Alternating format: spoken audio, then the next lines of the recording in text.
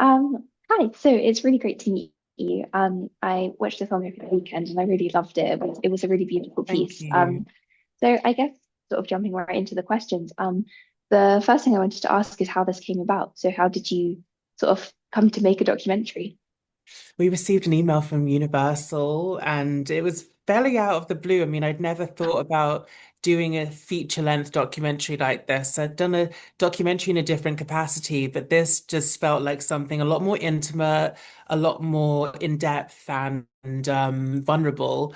So I just thought how many trans people really get to tell their stories at this time, all throughout history, whilst we're alive, and to have a major film studio back that in such a collaborative way, I thought it was a really good opportunity. And then when we were choosing the director, Olivia Cappuccini just really cemented that decision because I really loved her documentary with Andy Murray. And I wanted someone that I could really just go on a journey with. And, my career has been eventful, and we went through a lot of different circumstances during filming, and she's just incredibly sensitive and understanding. Yeah, also pushed me to make the best documentary that we can, and I'm so so proud of it. Yeah, speaking of the director, actually, you're clearly a very artistic person. So much of your life is about sort of these different artistic endeavors. How was it sort of collaborating with her, and how much say did you have in the creative direction of things? In the creative direction sense, I really left that to Olivia because when it's your life, sometimes it's a little too close for you to, venture into that element. And, I mean, I don't know how I'm perceived. And then, going down that wormhole, I just thought it would be better to leave it to Olivia. And she did such an amazing job. And, you know, the actor Jaden Smith, who plays Little Me, and Jazz Terry, who plays young adult me, they did such an incredible job of, yeah, just like, acting through those really difficult moments. And I'm sure that it was hard for them as well, to, you know, be part of a part of my story that was really tough. So I'm really, when I watch it back, I'm just like, wow. They really encapsulated all of the emotions, and they look so similar to me, which was which was so wild. But I loved the juxtaposition of creative reenactments, and also with archive footage of what I've been up to for the past 7 years. And I think it's really beautifully done. I'm so proud of it. I'm so proud of everyone that worked on this film. Everyone's done such a really sensitive job. When it comes to how much did I have a say, a big say, there was stuff that we've filmed, and you know. I said I don't really want to include this, and I was listened to. And I think the best way, I mean, I'm not a documentary expert, but I think when you're doing a documentary, it's a commitment, and you keep the cameras rolling in the hard times and the good times.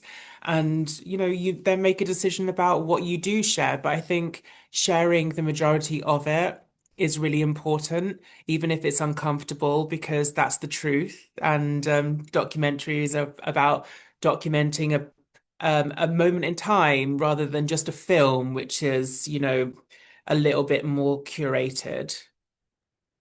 Yeah, I was actually really interested in the sort of how much you wanted to share of your real life because right from the start, seeing your house and your living spaces, it felt so immediately very intimate, and I thought that was a wonderful way to start the documentary because it does just feel like it's real life that you're seeing. So, in terms of that, how did you decide how much of your real life to put on show in that sense, even more than just kind of sharing things verbally Hmm. or through archive footage, like visually sharing your life? Yeah, I guess, I mean, I am a pretty private person, and I think when people watch this film, they will be surprised because I don't actually share that much on social media. I give a lot in other ways, and, I speak about my experiences of my past, but I do it in a medium that I feel is comfortable, not necessarily just comfortable, but more worthwhile for me. So in books or articles, I love to write. I'm a writer.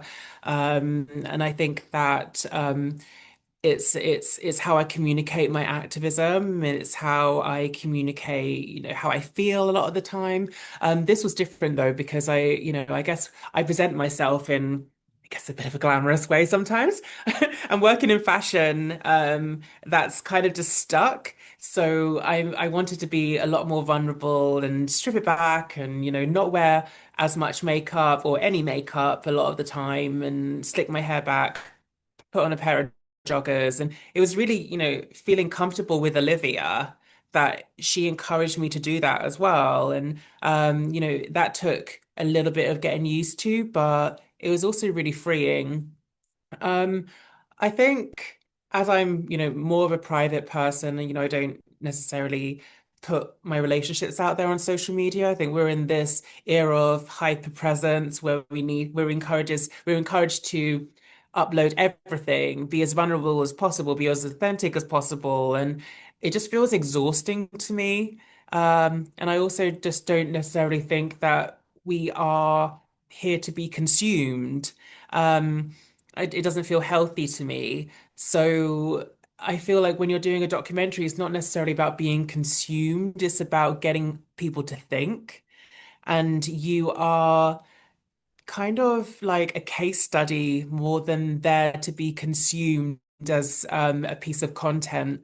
So it felt like the right platform and the right moment to open up. And I feel like I'm less hard on myself, less over analytical because of it. And yeah, I would recommend doing a documentary or some form, being involved in a documentary or some form to everybody in different ways. I think that's really true. There's so much of that kind of overconsumption of people as products and things, and Yeah. the documentary so doesn't come across as that. It feels so genuine all the way through, which is Yeah. if it is a really nice way to connect, I think. And I really like how that was highlighted towards the end as well, like people talking to you at the book signing and saying how they connect. It feels like the film's another way of doing that, which is really lovely. I And think so. yeah, one of the other things I wanted to ask actually is in terms of the timeline, because the way the film's put together, it feels like everything's happening in real time. So I was kind of interested to know what the how long you were working on this and how much of the events happening that we see on screen were happening during filming. Does that make sense?